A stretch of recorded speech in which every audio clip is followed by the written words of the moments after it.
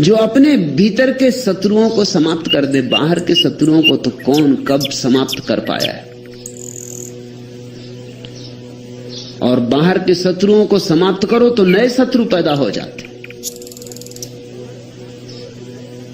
और बाहर के शत्रुओं पर विजय भी पालो तो भी विजय कोई ठहरने वाली नहीं। जो आज जीता है कल हार जाएगा, जो आज हारा है कल जीत जाएगा। बाहर तो जिंदगी प्रतिपल बदलती रहती, वहां तो कुछ भी शाश्वत नहीं, ठहरा हुआ नहीं, जलधार है। लेकिन भीतर एक युद्ध है और भीतर के योद्धा बनना है। वहां शत्रु है, असली शत्रु वहां है। क्रोध है, काम है, लोभ है, मोह है, हजार शत्रु। इन सबको जो जीत लेता है, इन सब का जो मालिक हो जाता है, वही उस बड़े मालिक से मिलने का हकदार है। मालिक बनो छोटे तो बड़े मालिक से मिल सकोगे। उतनी पात्रता अर्जित करनी चाहिए। मालिक से मिलने के लिए कुछ तो मालिक जैसे हो जाओ, साहब से मिलने के लिए कुछ तो साहब जैसे हो जाओ, कुछ तो प्रभुता तुम्हारे भीतर हो तो प्रभु के द्वार पर तुम्हारा स्वागत हो सके। राज थापिया राम का, नगर बसा भरपूर। अपने भीतर तो राम का राज स्थापित करो। अभी तो काम का राज है तुम्हारे भीतर, राम का राज स्थापित करो। अभी तो तुम्हारे भीतर कामना ही कामनाएं और खींचे लिए जाती, और तुम बंधे कैदी की तरह घसीटते हो। काम से घिरा हुआ चित्त सारा गौरव खो देता है, सारी गरिमा खो देता है। लेकिन ध्यान रखे, ध्यान रहे कि काम हो कि क्रोध हो कि लोभ हो कि मोह हो, इन्हें मार नहीं डालना है, इन्हें रूपांतरित करना है। मार डालोगे तो तुमने अपनी ही ऊर्जा के स्रोतों को नष्ट कर दिया। क्योंकि क्रोध ही जब ध्यान से जुड़ जाता है तो करुणा बनता है।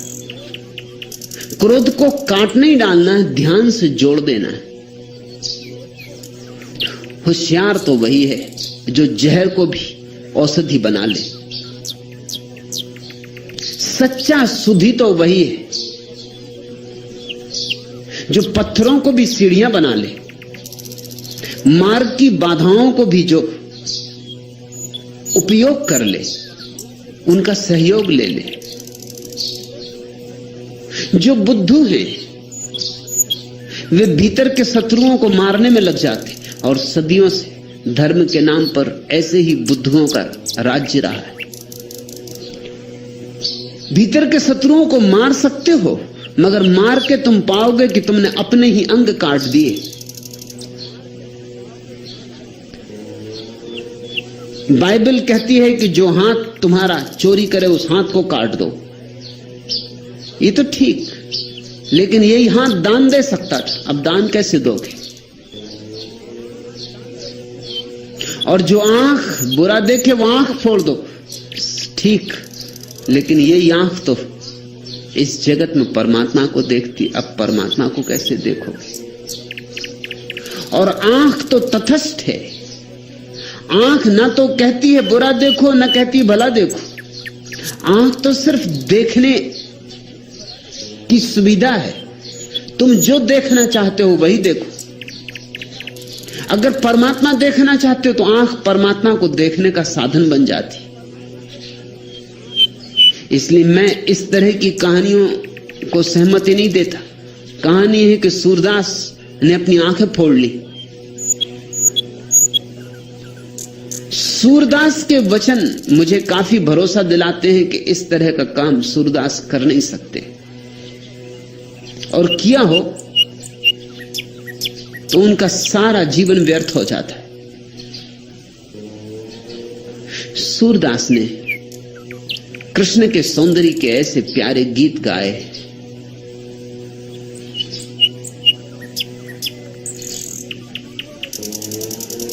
ये असंभव है कि सूरदास ने अपनी आंखें फोड़ ली हो, इसलिए क्योंकि आंखें वासना में ले जाती।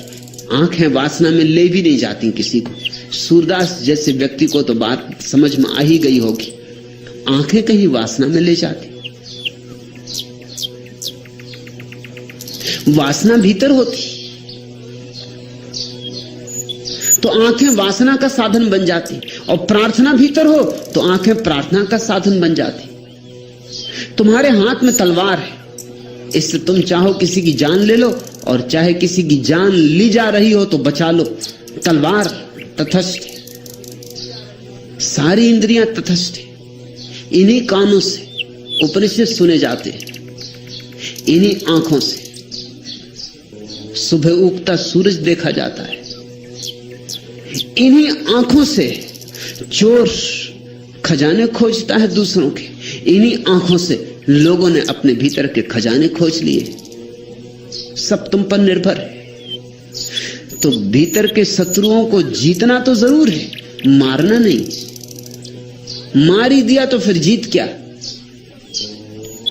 मारे हुए पर जीत का कोई अर्थ होता है? एक चाय घर में लोग गपशप में लगे हैं, एक सैनिक युद्ध से लौटा है, वो बड़ी बहादुरी हाँक रहा है। वो कह रहा है कि मैंने एक दिन में 50 सिर काटे, ढेर लगा दिया सिरों का। मुल्ला नसरुद्दीन बहुत देर से सुन रहा है। उसने कहा ये कुछ भी नहीं, मैं भी युद्ध में गया था अपनी जवानी में, एक दिन में मैंने 1000 आदमियों के पैर काट दिए थे। सैनिक ने कहा पैर? कभी सुना नहीं, ये भी कोई बात है? सिर काटे जाते हैं, पैर नहीं। मुल्ला ने कहा मैं क्या करता, सिर तो कोई पहले ही काट चुका था।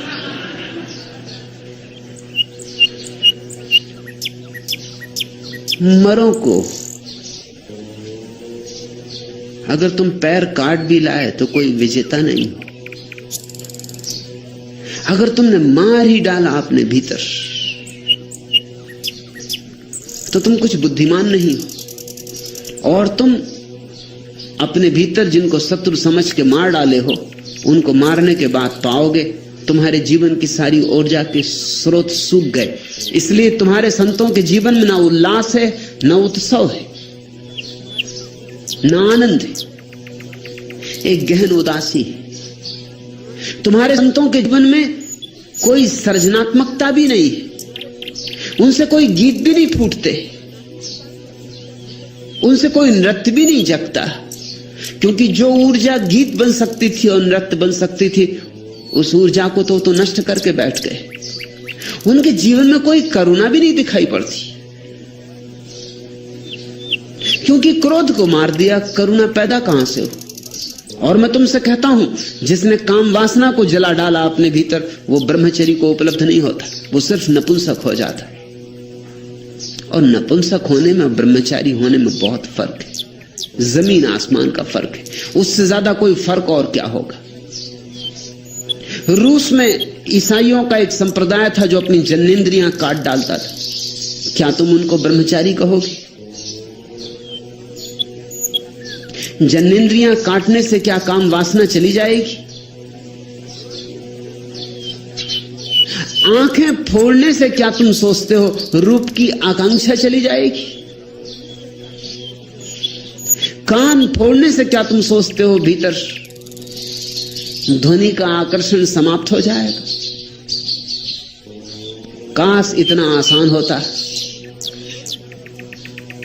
तब तो धार्मिक हो जाना बड़ी सरल बात होती। चले गए अस्पताल, ऑपरेशन हो गए धार्मिक। बस सर्जनों की जरूरत होती, सदगुरुओं की नहीं। सदगुरु काटता नहीं, सदगुरु रूपांतरित करता है। अनगढ़ पत्थर को मिटा नहीं देना है, उसको गढ़ना है, उसमें से मूर्ति प्रकट करनी। मूर्ति छिपी है उसमें। तुम्हारे क्रोध में करुणा की मूर्ति छिपी, थोड़ी छानने की, छनावट की जरूरत है। और तुम्हारे काम की ऊर्जा ही तुम्हारी राम की ऊर्जा है। ये तुम्हारी ये शत्रु हैं अभी, क्योंकि तुम जानते नहीं कैसे इनका उपयोग करें। जिस दिन तुम जान लोगे कैसे इनका उपयोग करें, यही तुम्हारे सेवक हो जाएंगे। आज से हजारों साल पहले वेद के जमाने में आकाश में बिजली ऐसी कौंधती थी, ऐसी जैसी अब कौंधती, लेकिन तब आदमी कपता था, थरथराता था, सोचता था कि इंद्र महाराज नाराज हो रहे, कि इंद्र महाराज धमकी दे रहे। स्वभावता समझ में आती बात। 5000 साल पहले बिजली के संबंध में हमें कुछ पता नहीं था, और जब बिजली आकाश में कड़कती होगी, घबराहट होती होगी, कोई व्याख्या चाहिए, तो एक ही व्याख्या मालूम होती थी कि इंद्रधनुष, जैसे कि इंद्र ने अपने धनुष पर वाण चढ़ाया हो, नाराज है इंद्र, कुछ भूल हो गई हमसे। लोग घुटनों पर गिर पड़ते होंगे और प्रार्थना करते होंगे। अब कोई बिजली की प्रार्थना नहीं करता। अब भी बिजली चमकती, मगर तुम घुटनों पर गिर के प्रार्थना नहीं करते। अब तुम भली भांति जानते हो कि बिजली क्या है। अब तो बिजली तुम्हारे घर में सेवा कर रही। बटन दबाओ और कह जी हजूर आज्ञा, बटन दबाओ पंखा चले, बटन दबाओ बिजली चले, बटन दबाओ रेडियो चले, बटन दबाओ टेलीविजन शुरू हो जाए। अब तो बिजली तुम्हारे घर की दासी। अब आकाश की बिजली को तुम इंद्रधनुष का या इंद्र का क्रोध और कोप नहीं मानते। अब तो बात खत्म हो गई। अब तो ये कहानियां बच्चों को पढ़ाने योग्य हो गई। अब तो बच्चे भी इन पे भरोसे ना करेंगे।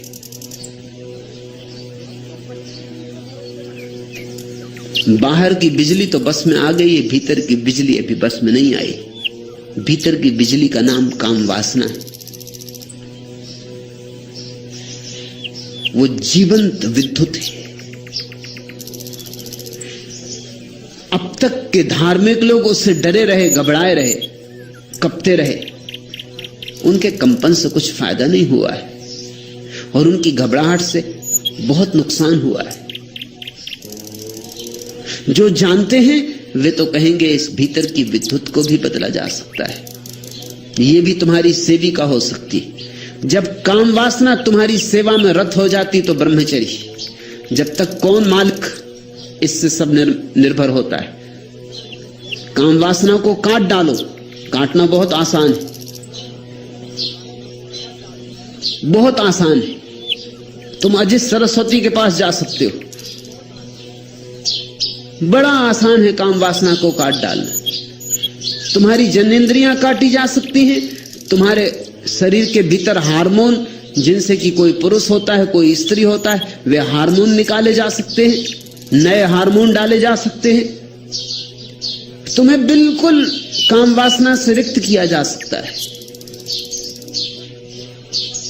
मगर तुम ये मत सोचना कि इस भीतर दया की तरह आनंद की लहरें उठने लगेंगी, कि मीरा की तरह तुम नाच उठोगे। कुछ भी नहीं। इससे तुम एक कोने में बिल्कुल सुस्त होकर बैठ जाओगे। तुम्हारा जीवन एक महा उदासी से गिर जाएगा। तुम्हारी जिंदगी अमावस की रात होगी, पूर्णिमा का चांद नहीं। तुम सिर्फ उदास और सुस्त हो जाओगे, तुम मुर्दा हो जाओगे। और तुम इस बात को भली भांति जानते हो। न जानते हो तो गांव के किसान से पूछ लेना। आखिर सांड में और बैल में फर्क क्या है? क्या बैल को तुम ब्रह्मचारी समझते हो? दरिद्र बैल। मगर किसानों ने हजारों साल से ये तरकीब निकाल ली कि अगर सांड को बधिया कर दो तो ही बैलगाड़ी में जोत सकते हो, गुलाम बना सकते हो। कमजोर हो जाता है, दीनहीन हो जाता है।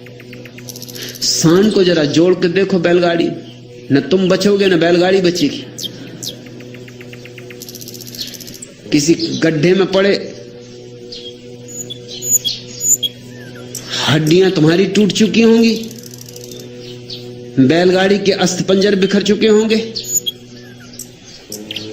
और सांड जाके शंकर जी के किसी मंदिर में विश्राम कर रहा हो। बैलों की तरह उसे जोतो तुम बैलगाड़ी में, चाहे हल बख्तर में, जो चाहो करो। मनुष्य दीन हो जाता है अगर काम वासना को काट दिया जाए, क्रोध को अगर काट दिया जाए, लोभ को अगर काट दिया जाए, तो बहुत दीन हो जाता है। उस दीनता की तुमने बहुत पूजा की, मैं तुम्हें याद दिलाना चाहता हूं, बंद करो अब ये पूजा। दीन मनुष्य के दिन गए, अब महिमाशाली मनुष्य के दिन आने दो। अब उस मनुष्य के दिन आने दो जो ऊर्जाओं का रूपांतरण करेगा, दमन नहीं, जो हर ऊर्जा का उपयोग करेगा। और मैं तुमसे कहता हूं, अगर उस काम वासना दी है तो जरूर उसमें छिपा कोई खजाना होगा, जरा खोदो, जरा खोजो। अगर क्रोध दिया है तो जरूर क्रोध में छिपी हुई कोई ऊर्जा होगी, उसे मुक्त करो। शत्रुता तभी तक मालूम होती जब तक तुम गुलाम हो इनके। जिस दिन मालिक हो जाते हो उसी दिन ये सब मित्र हो जाते।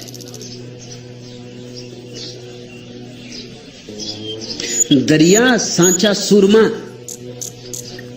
वही है सच्चा सूर, अरिदल घाले चूर, राज थापिया राम का नगर बसा भरपूर।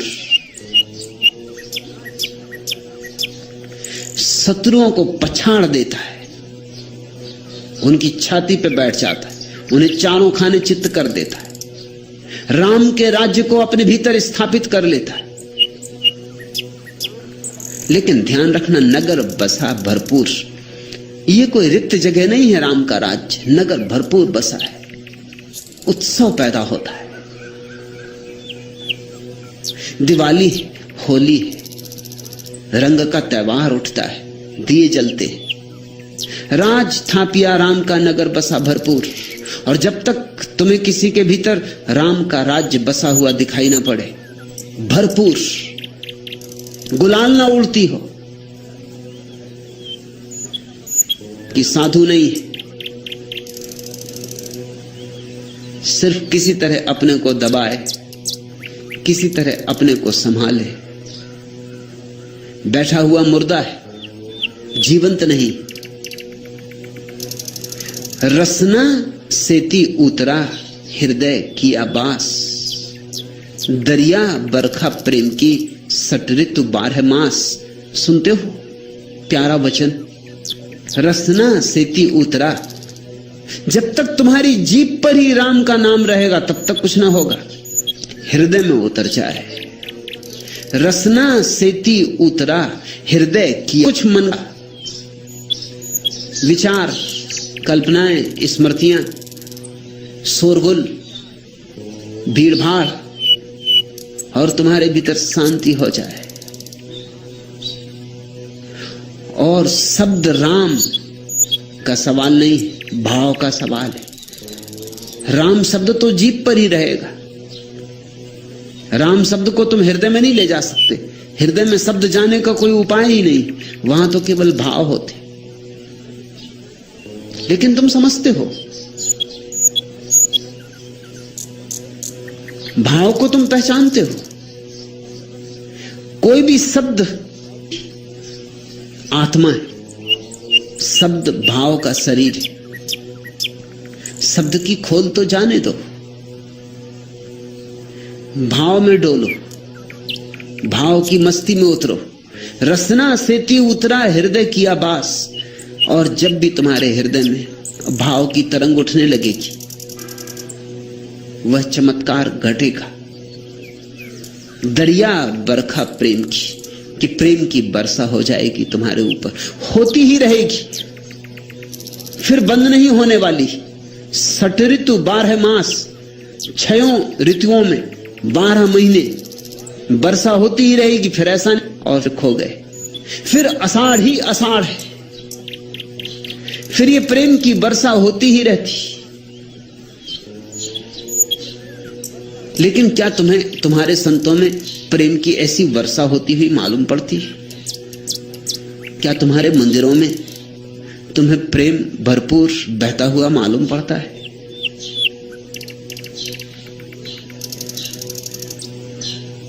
प्रेम से रिक्त तुम्हारे मंदिर, प्रेम से शून्य तुम्हारे चर्च, तुम्हारे गिरजे, तुम्हारी मस्जिदें, तुम्हारे गुरुद्वारे, प्रेम से रिक्त तुम्हारे साधु संत हैं। हाँ, उदासी जरूर है तारा। अब धीरे धीरे हम सोचने लगे यही धर्म है।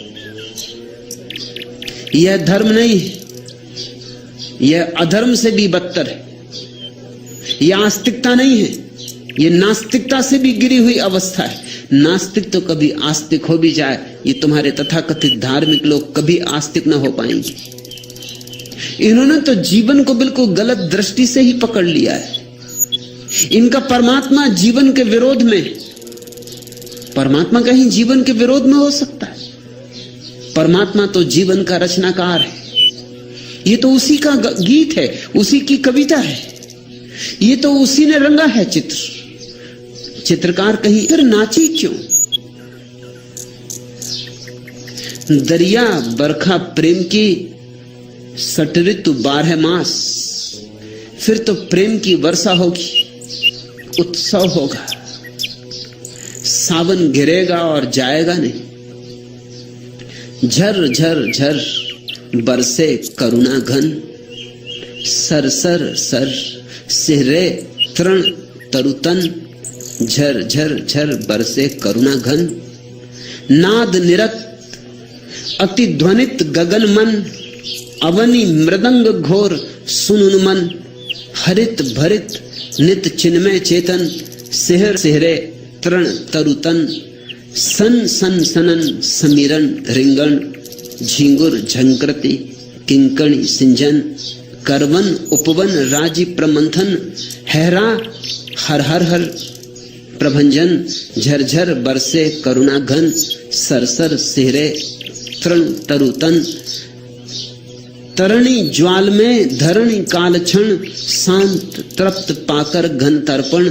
ले अंबर का अर्घ समर्पण। थर थर थर वसुधा ही आंगन।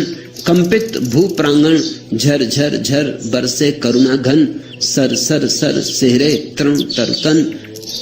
बरसने दो, नाचो, गाओ, गुनगुनाओ, डोलो, मस्ती के पाठ सीखो।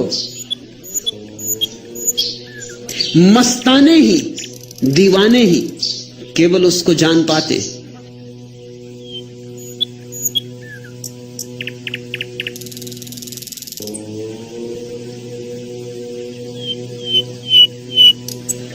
बाकी उसकी बात उठे प्रेम की जो सावन बरखा घन। अगर एक बार मन जुड़ जाए, एक बार तुम्हारा हृदय और राम से जुड़ जाए, लहरें उठे प्रेम की, तो तुमसे प्रेम बहेगा। ज्यों सावन बरखा घन, जैसे सावन में वर्षा होती ऐसी। लेकिन धर्म के नाम पर एक से एक झूठ चल रहे। धर्म के नाम पर प्रेम का विरोध चलता है। धर्म के नाम पर जीवन में कुछ भी हरा ना रह जाए, इसकी चेष्टा चलती। सब सूख साख जाए, पहुंच जाए, उसका भाव तुम्हारे हृदय में आ जाता है। हुआ ज्ञान प्रकाश, वैसे ही ज्ञान का प्रकाश हो उठता है। हौद भरा जहां प्रेम का, और जहां प्रेम का सरोवर भरा है, तह लेत हिलोरा दास। फिर तो हिलोर ही हिलोर है, फिर तो मस्ती ही मस्ती है। परमात्मा जब आता है तो तुम्हें शराबी की तरह मदमस्त कर जाता है। अमी झरत विकसत कमल, उस परम दशा में, उस अंतरदशा में अमृत झरता है और कमल खिलते हैं। अमी झरत विकसत कमल, उपजत अनुभव ज्ञान। और तभी तुम जानना कि ज्ञान का जन्म हुआ। जब ज्ञान मत समझ लेना। जन दरिया उस देश का भिन्न भिन्न करत बखान। यद्यपि उस परम देश की बात अलग अलग लोगों ने अलग अलग ढंग से कही है, मगर वो देश एक ही है। बुद्ध अपने ढंग से कहते, और जरथुस्त्र अपने ढंग से कहते, और चैतन्य अपने ढंग से कहते। मैं उसे अपने ढंग से कह रहा हूं, और तुम्हें जिस दिन अनुभव होगा तुम उसे अपने ढंग से कहोगे। ये ढंगों के भेद है, मगर वह अनुभव एक है, अभिव्यक्तियां अनेक है।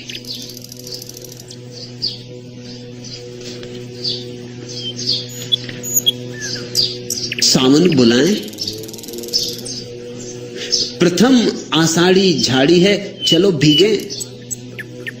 पालकी ऋतु की खड़ी है, चलो भीगे। ग्रह मुहूर्त चौघड़ी देखे बिना ही, यह मिलन की शुभ घड़ी है, चलो भीगे। पी पुकारे प्राण पपिहा और तुमको, घरू कामों की पड़ी है, चलो भीगे। प्यार वाले इन क्षणों की उम्र अपनी कुल उम्र से भी बड़ी है, चलो भीगे। लाज की चलती मगर संकोच की है, तोड़ दो जो हथकड़ी है, चलो भीगे। यदि हम ही समझे न ये संकेत गीले, आग सबनम मढ़ी है, चलो भीगे। भीगने का निमंत्रण, यही सन्यास का निमंत्रण। सन्यास का द्वार केवल उनके लिए खुला है जो भीगने को राजी है। लेकिन लोग छोटी छोटी चीजों को बचा रहे हैं। लोग साधारण वर्षा में भी कभी भीगते नहीं।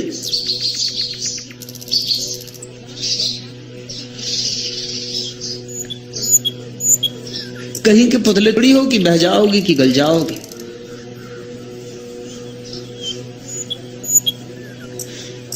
लेकिन साधारण वर्षा में भी लोग छाता लेके चलते।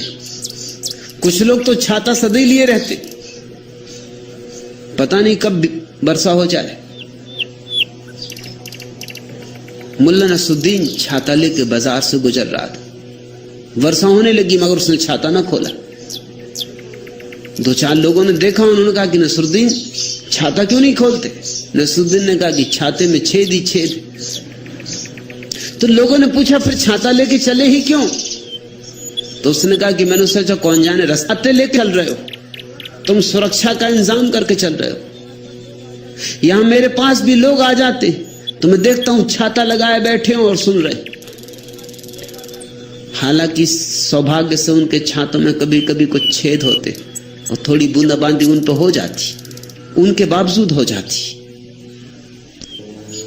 मगर छाता लगाए रहते। भीतर के छाते छोड़ने होंगे। हिंदू, मुसलमान, ईसाई, बौद्ध, जैन, ये सब छाते हैं। ये सब सुरक्षाएं हैं शब्दों की आड़ में छिपाने के उपाय। इन सब की होली जला दो। बौद्ध बनाओ ना हिंदू और ना मुसलमान। परमात्मा ने तो तुम्हें बस खालिस आदमी बनाया। एक बार वैसे ही हो जाओ जैसा परमात्मा ने बनाया, तो उससे संबंध जुड़ना आसान हो जाए। और तभी तुम ये निमंत्रण स्वीकार कर सकोगे। प्रथम आषाढ़ी झड़ी है, चलो भीगे। पालकी ऋतु की खड़ी है, चलो भीगे। और तुम मत पूछो कि मुहूर्त, कोई मुहूर्त की नहीं पड़ी है। सारी घड़ियां उसकी हैं, हर घड़ी मुहूर्त है। ग्रह मुहूर्त चौघड़ी देखे बिना ही, यह मिलन की शुभ घड़ी है, चलो भीगे। तुम जाके जोशियों को अपनी जन्म पत्री मत दिखलाओ। जोशियों से पूछ रहे हैं समाधि का मुहूर्त।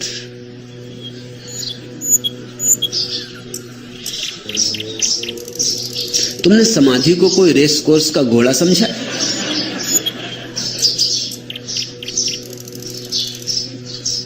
कि लॉटरी की कोई टिकट समझी?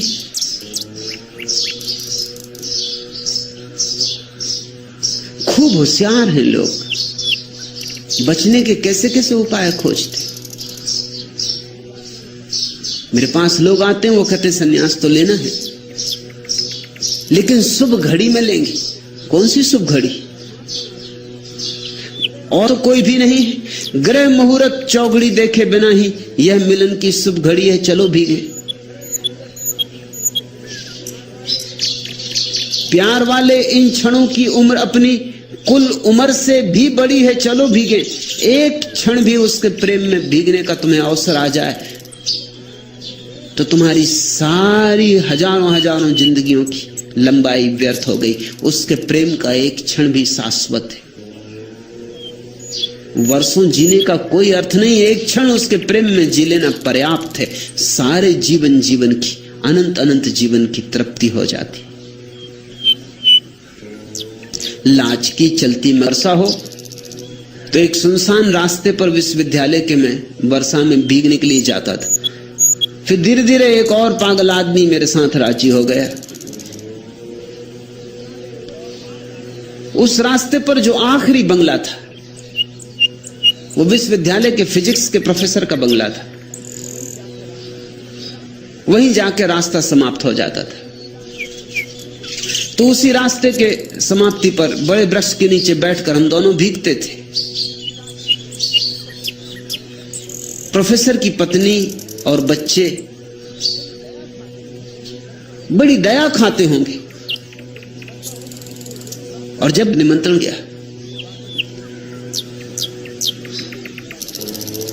तो मैंने उनसे कहा कि मेरे एक मित्र भी हैं, वो सदा आपके घर तक मेरे साथ घूमने आते हैं, उनको भी ले आऊं?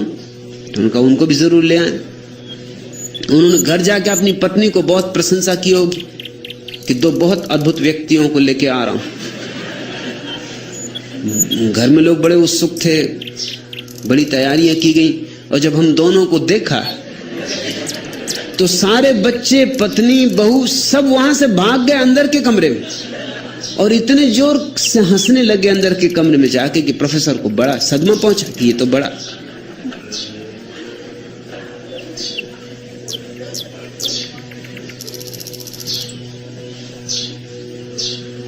बाहर ही भीगने से लोग डर गए तो भीतर तो भीगने की बात ही कहां उठती। थोड़ा लाज संकोच छोड़ो। मीरा ने कहा लोक लाज छोड़ी, पद घुंघरू बांध मेरा नाची रे। सब लोक लाज छोड़ के नाची। ऐसी ही लोक लाज छोड़ोगे तो नाच पाओगे, तो भीग पाओगे। यदि हम ही समझे ना ये संकेत, झांक के देख लेना। सद्गुरु का इतना ही अर्थ है कि तुम्हें एक बार याद दिला दे उस सब की जो तुम्हारे भीतर भी पड़ा है लेकिन अपरिचित, अनजान।